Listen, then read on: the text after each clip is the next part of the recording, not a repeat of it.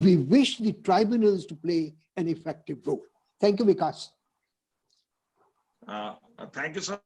Your inputs have also. Justice Madan Lokur wants to pitch in his. Yes, you know, because one of the things that was raised at the question was about training of recovery officers, right? Now, yes, according to me, you know, everybody has to be trained, right? Whether they're recovery officers or not, everybody has to be trained. I'll give you one example. In the district courts in Delhi, you know, service of notice or service of summons was ranging between 20% to 30%. Through the Delhi Judicial Academy, we had the training of process servers, right? And after the training was over and a little bit of reorganizing and restructuring, it went up to 80%, between 80 and 90%. That's the value of training, you know, so there is no doubt that training must be given at all levels. So point well taken. That's what I said, that today we have the two speakers, both whose names starts with M, and that is why we call both the magical minds are with us. MM stands for magical minds. We'll definitely have good inputs and good insights. Rather, we can also have these judicial academies, certain lectures. They can also have certain lectures which are for the common man. They can also come on the YouTube. Anybody whosoever wants it, it can be watched. That is my personal take. Justice Lokur or anybody in that committee can take into consideration. Let's assume that any act there has been this thing. We can always have that video. Anybody can just peep into it and look into it, and his insights can be improved. Justice Muralidhar, can we have your inputs on that point? No, come again. You're not clear. Somehow breaking the. Sir, I was saying, like there are judicial academies, they are having different courses and different sessions and different, as on date, webinars also. After the webinars are over, and which you feel that anybody could actually get his knowledge enhanced because of those webinars or that meeting, those can be uploaded on the YouTube channel of the Judicial Academy. Anybody can watch it so that he can also increase his knowledge. Absolutely. Like Justice Lokur said that they enhance the knowledge of the process server. So why not that knowledge which was imparted in Delhi Judicial Academy, why not be it open to everybody in India, whosoever wants it? The word spreads like fire. Like we have seen, we are a testimony of this Beyond Law CLC. We came out in during the lockdown period and people are watching. Today we were touching around 1,000. We were just fearing that we had a platform of more than 1,000, but it touched around 980, and then we are on live on the Facebook, live on the YouTube. So I will just ask Punita Sethi, as president. She has been former vice president of the bar. She says, that's on my WhatsApp, that's not on the chat. Earlier, there was a requisite mandatory minimum experience of practice for entering the judiciary. What is your take? Does it improve the results in the judgments or not?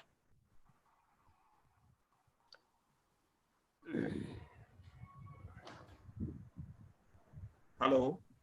Yeah. You want me to answer it? Justice Lokur,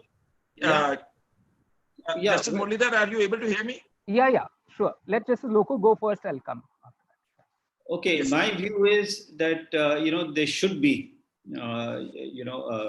maybe a period of 1 or 2 years, maybe 3 years on the outside before a person gets qualified to become a judge or sit for the examinations to become a judge.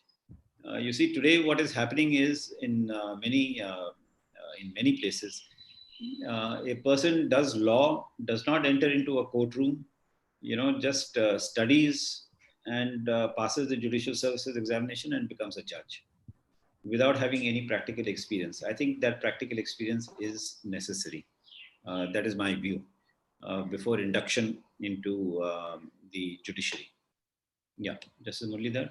Yeah, I think I tend to agree with Justice Lokur on this because, in the Delhi Judicial Service, they're having judges as young as 23 years old. And they've really not had any exposure to the bar. And I must say that, to tackle the bar in some of the jurisdictions which they hold, they would need, some exposure to the practices of the bar and how to tackle lawyers. And knowing and understanding the court system is absolutely essential before you become a judge. Since Vikas, I also wish to add to that. Yes, sir. Yes, sir.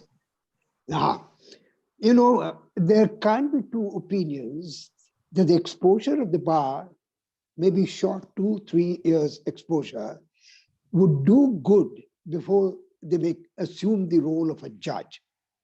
But my own experience and dealing with the young judicial officers has been that when they join the bar, they actually do not go to the courts. They spend that particular time preparing for the judicial service examinations and the required exposure which they need to have, which is a real asset for working as judges, they do not get it. And therefore, we need to ensure that the experience at the bar is actually carried out. Thank you, Vikas. Thank you. So another question, like the Chief Justice of India is time and again saying, the role of artificial intelligence has to be improved. And on virtual platform, Justice Lokur's articles have been well read and well received amongst the social media, plus those who have read it actually on the paper. So what are your take on the artificial intelligence and the virtual platforms in the coming days? First, I will ask Justice Madan Lokur, and then I will ask Justice Muralidhar what is his point of view on that point. Yeah, you see, so far as artificial intelligence is concerned, I really don't know what the Chief Justice has in mind. What is the artificial intelligence going to be used for? Is it going to be used for improving the functioning of the registry? Is it going to be used for, I don't know, for writing judgments? I don't think a machine can write judgments. What is it going to be used for? I'm not very clear on that, so therefore it's very difficult to react to what he has in mind. You see, artificial intelligence as such has not really been used in any court in any part of the world, particularly for judgment writing and all that. Research, yes, you do have a very large number of, data banks and all that.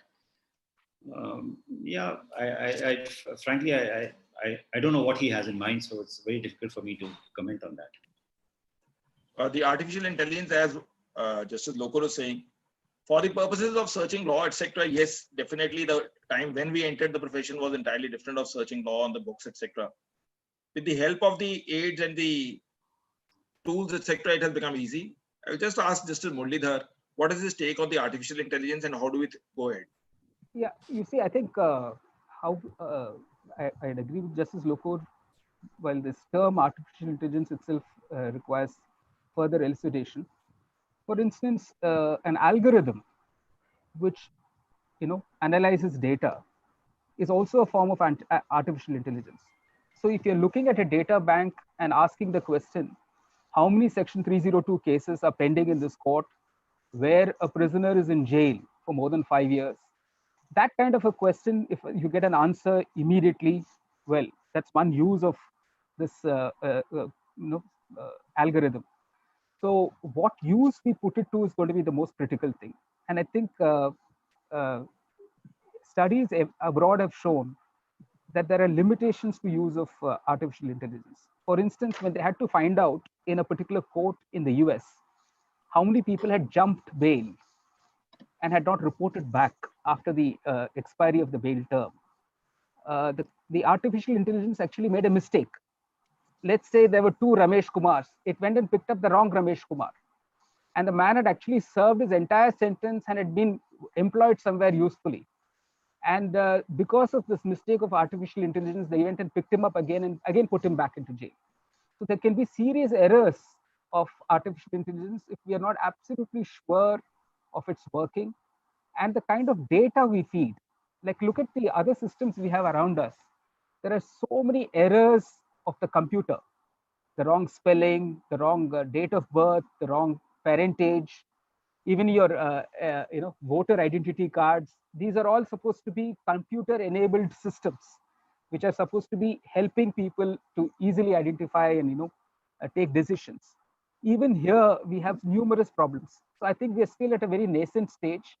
We need to be clear what we mean by artificial intelligence, and again we'll have to come up with a system that is really foolproof before we can try it. So in the lighter vein, they say that the artificial intelligence and intelligence have to be combined together, because autocorrect is also sometimes dangerous. Like in our courts, one joke which goes around is on the corner is that there was a Prevention of Corruption Act case going on. So he had written that I had given him bribe and he accepted it happily. And it was typed, I had given him the bribe and he accepted happily. Then they said, once he's a son-in-law, why is the conviction required? So artificial intelligence and intelligence have to be correlated together. So we have Professor Ratan Singh again from ULS. He would also like to have an input from him as to how we go about these studies, etc., to make the bar more stronger during the coming times. Yeah. Thank you, Vikasji. Thank you, Vikasji. It's really an honor and my privilege to interact in the presence of Honorable Mr. Justice Madan Lokar and Honorable Mr. Justice Muralidhar.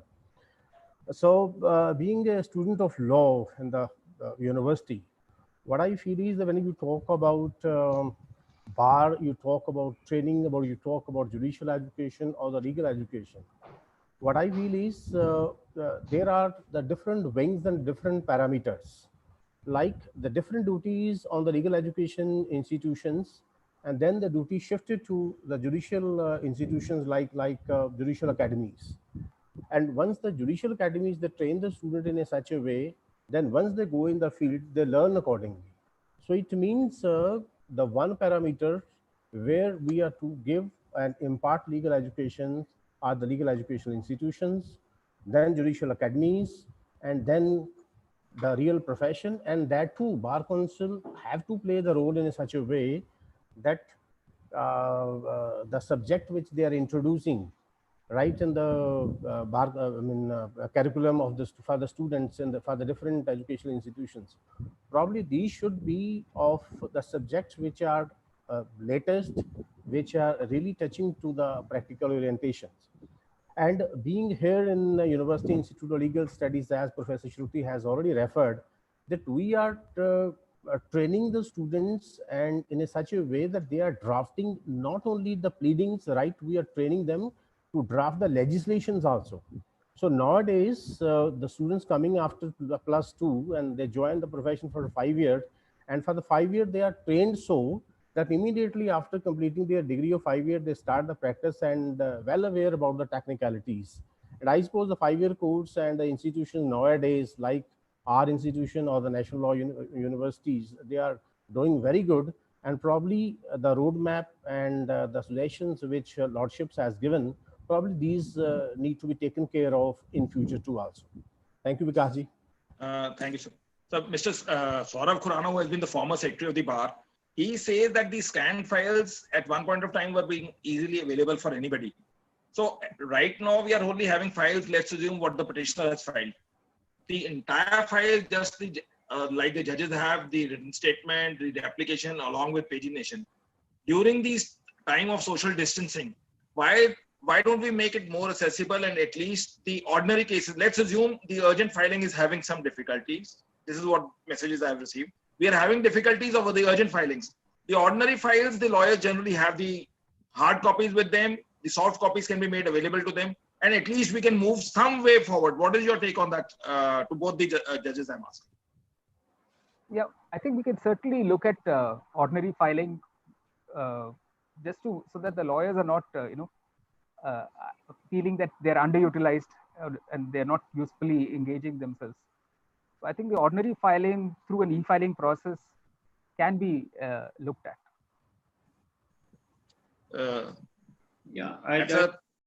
Yes, sir. I don't see any difficulty in that at all. It can be used for everything. Yeah. Because no, sir, the take was the ordinary files are already scanned with the High Court itself. And the lawyers and let's assume there's an Advocate General Office or the respondent is there, he has the file. So the judges can access to the ordinary files. We can start moving with the ordinary cases which are already listed in the registry rather than simplicity posting it or to a different date. At least the urgent is having difficulty. The ordinary matters could be decided in some way or the other. That is few questions which have come on the WhatsApp. I think as a suggestion, it can be put to the High Court. I'm sure the Chief Justice will take a call on this. See, I think what we are concerned is that the lawyers on both sides should be agreed on, going ahead with the case. If they are and they stick to time limits. See, once you go online hearing, you have to stick to time limits. You can't possibly have one person taking up 2 hours, and they're spilling over to some other days and all that.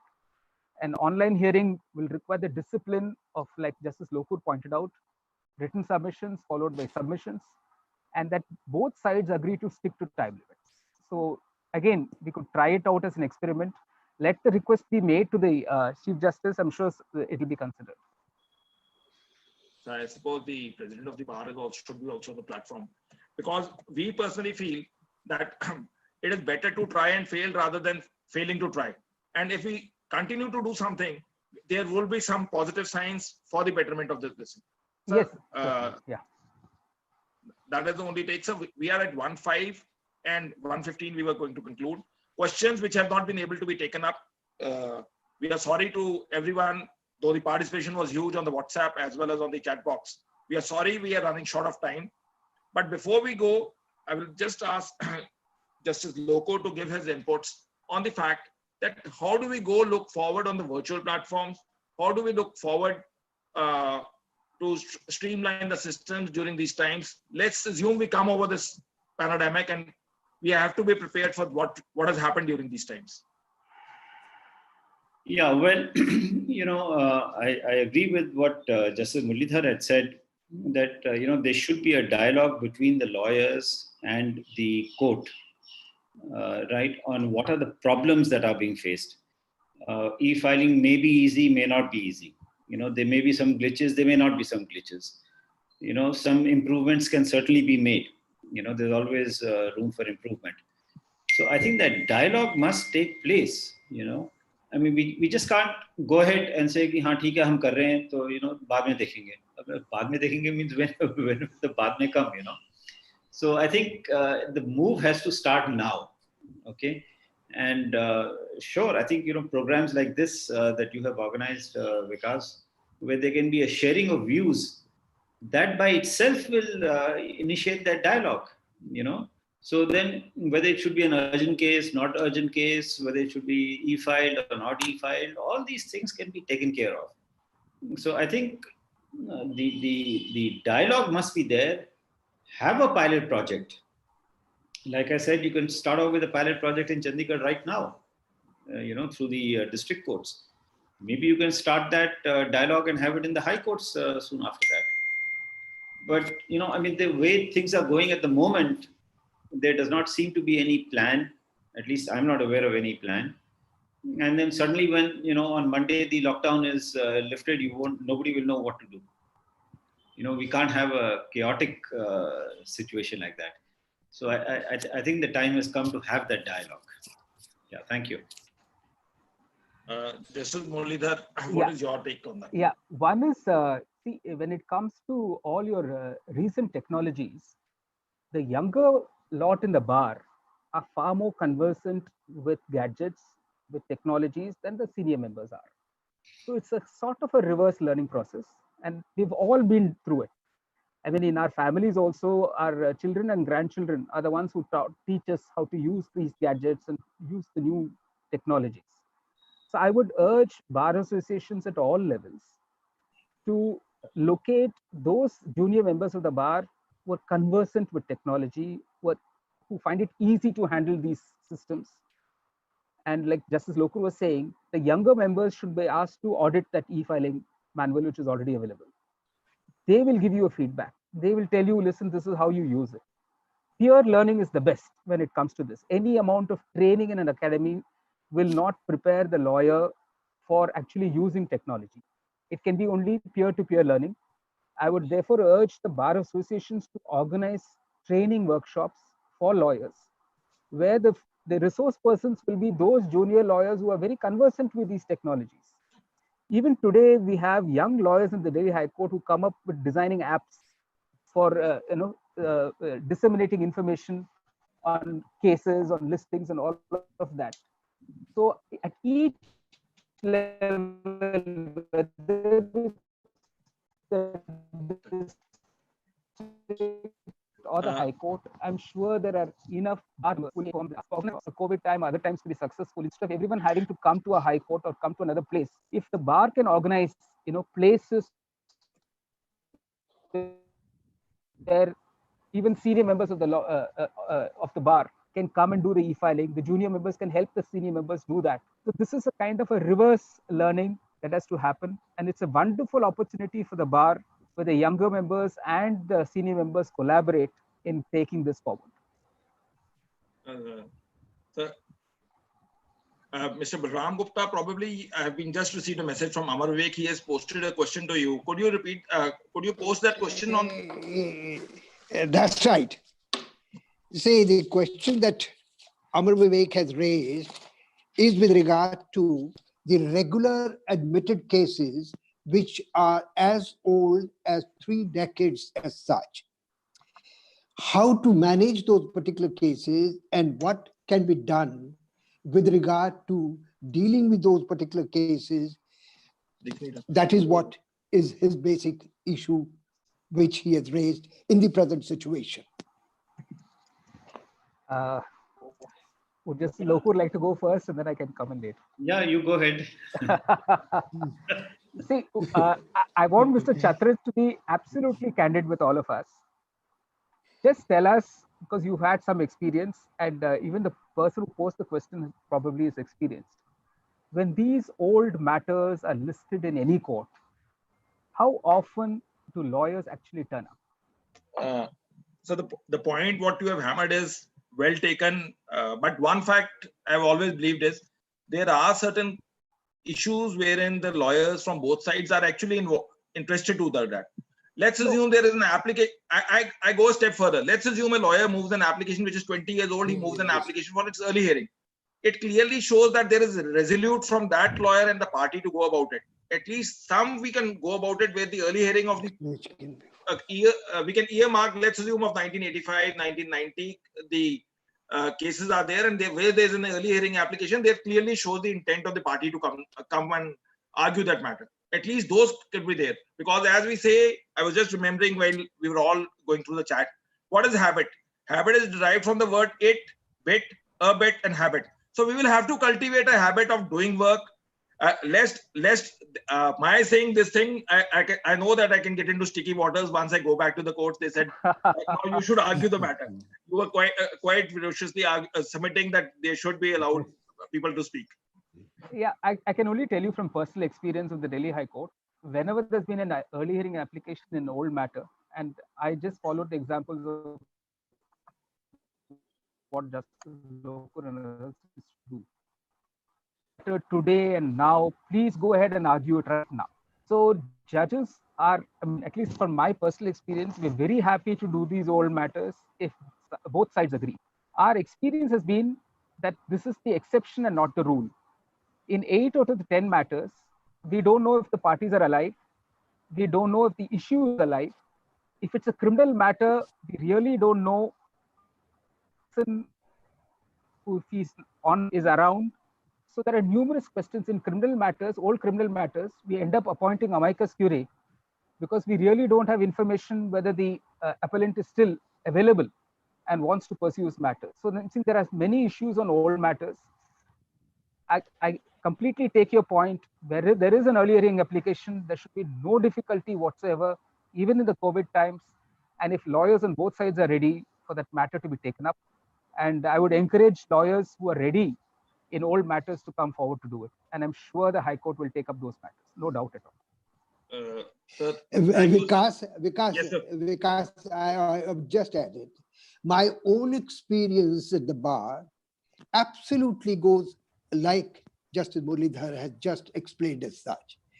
You see, early hearing application, even in old cases, being opposed by the other party, not willing to argue the matter as such, that has been the major handicap in disposal of the old cases.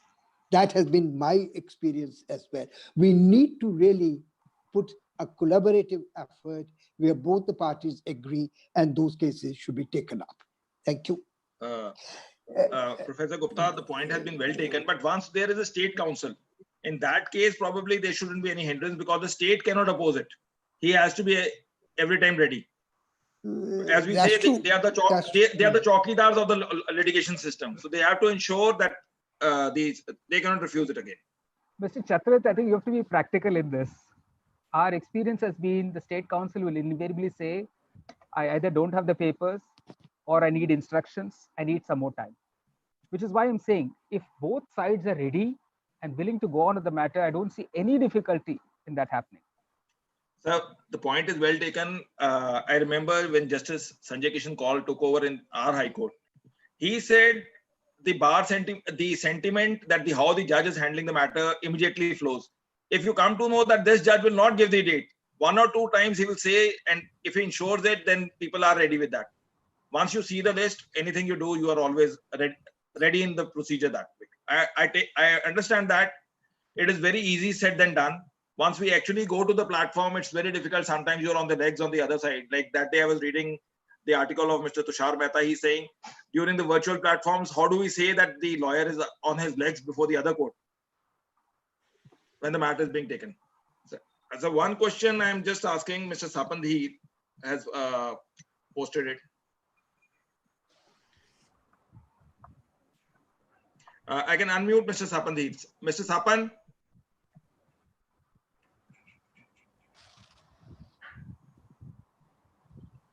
This itself shows that sometimes we are also not.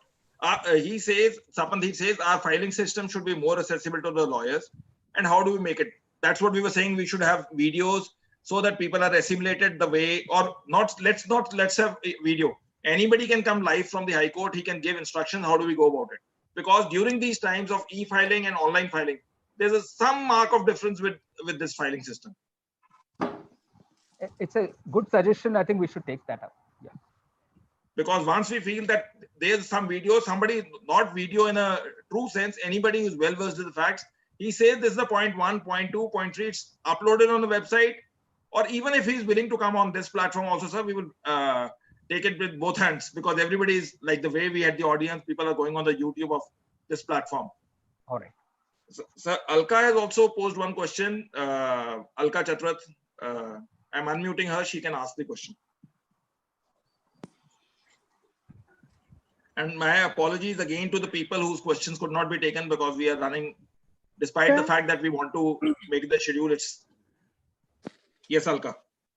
Yes, sir. My option for the training of the newly recruited judges are that after the clearing the exam, they should be attached with the district judges or in the High Court judges to get the practical experience. There they can be given more training than before preparing for the exam. That would be the practical experience they can get while doing practical work.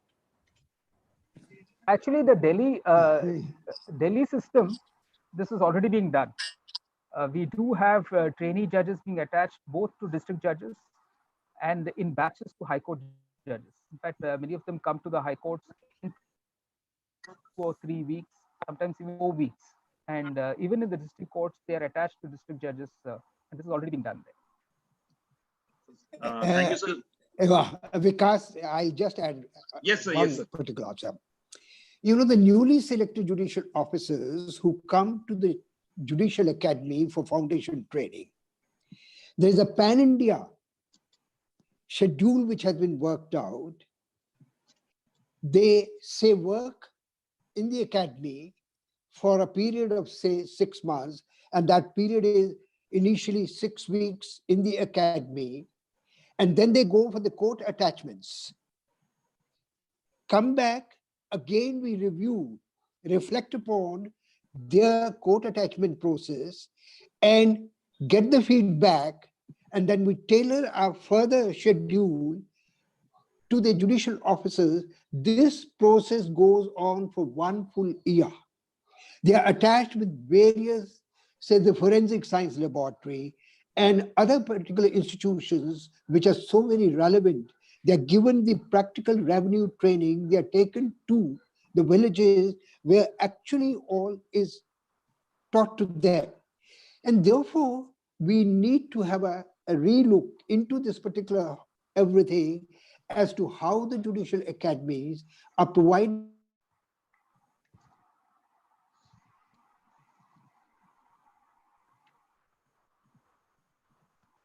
the foundation training, which to my really, thank you, Vikas.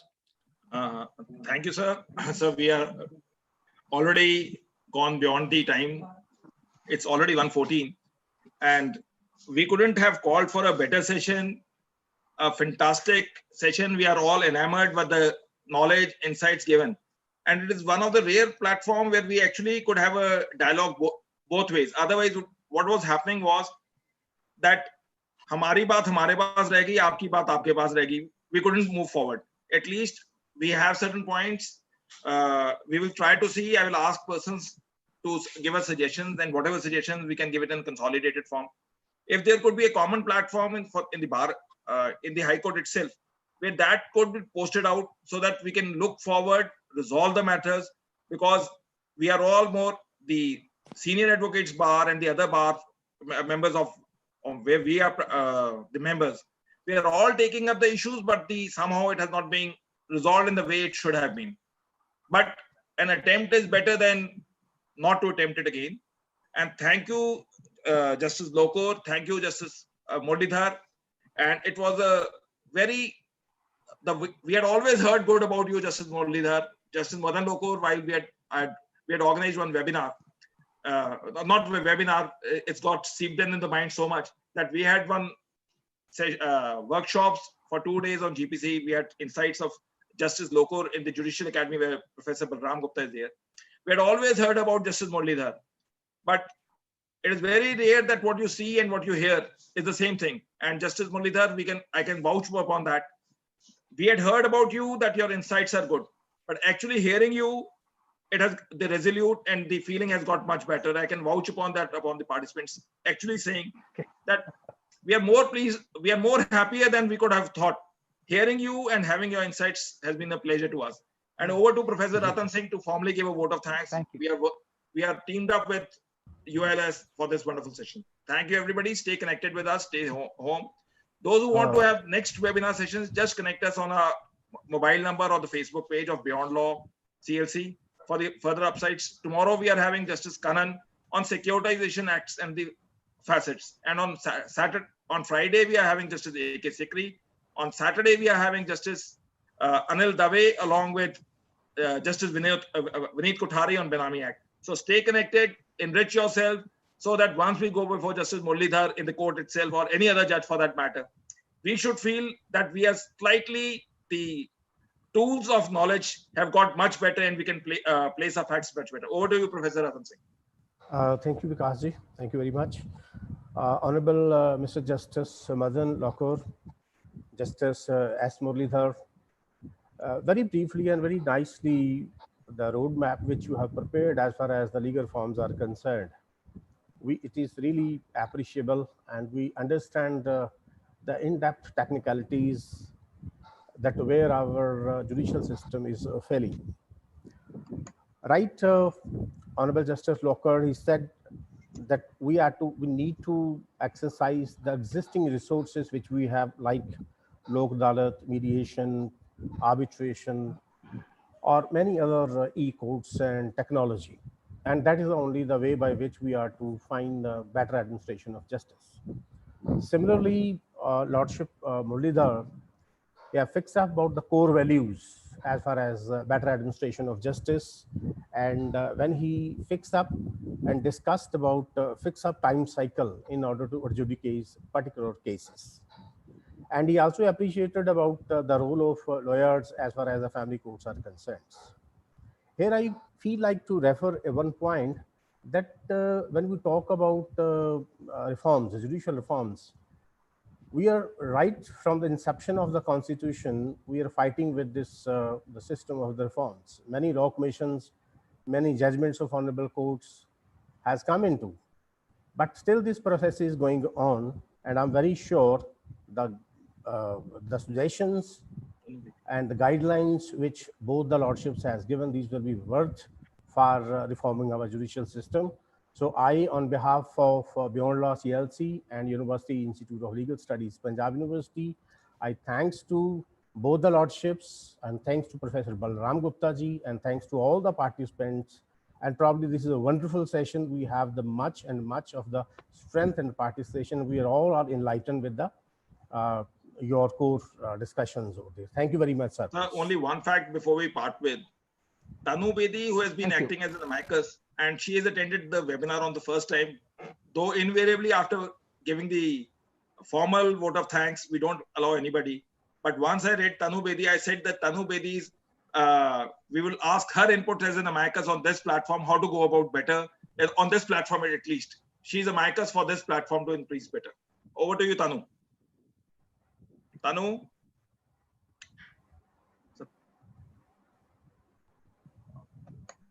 Tanu Bedi? Can everyone hear me? I think something is wrong with. No, Tanu, everybody can hear you. From sector 38, once you speak, we can hear you in sector 21 also. You are quite loud. No, only judicial reform starts from within. So I had one question which I wanted to ask Justice Muralidhar personally also. Yes, go ahead. Probably the bandwidth is quite. Am I audible to people? Because I can't see anything on my screen. You can do that. You can go ahead. All right. So, sir, I was just saying that.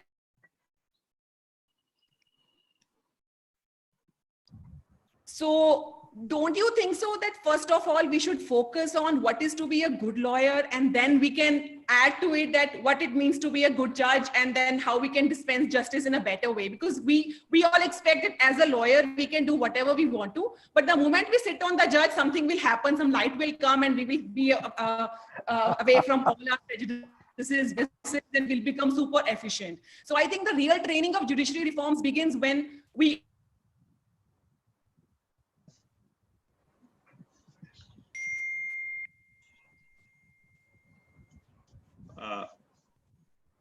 judiciary that they. It's a rare occasion when Tanu की आवाज लोगों तक ना पहुंच पाए. But before we part, Tanu is a wonderful moderator as such. जाते जाते एक लाइन तनु से उसके बारे में कुछ सुन ले before we end the session. Thank you everyone. Stay connected with us. Stay safe. Stay home. Tanu, just one line before we part. I have already spoken a lot. I think maybe because of my connection, it had not reached. No, I'm saying only on the webinar. How do we go ahead? What is your feeling? And thank you. Your signature. I think Vikas, you have done a wonderful job. And I personally believe in every adversity, there lies an opportunity. And you proved it by doing these webinars for last so many weeks. So all of us have to look inside that we just don't have to crib. Courts are not functioning. This is not happening. Life is under curfew. Every adversity has a very big opportunity, and you proved it. And I'm really, really thankful to you, entire team of CLC, and the honorable judges who are here with us to guide us, to motivate us that, yes, we have a very beautiful future ahead of us. Thank you, thank you, thank you so much. Thank you. Thank you, Nanu. And thank you, everyone, sir. Thank you, Justice Lokor, and thank you, Justice Muralidhar. Words can fall short. We cannot express the gratitude which the Beyond Law, CLC, and ULS has. And again, record breaking. Last time we had a record of 475. Today, straight away, 475 into 2 is 950. We had 960 participants. Thank you, sir. Thank you, everyone. Thank you. Thank you so much. Thank you.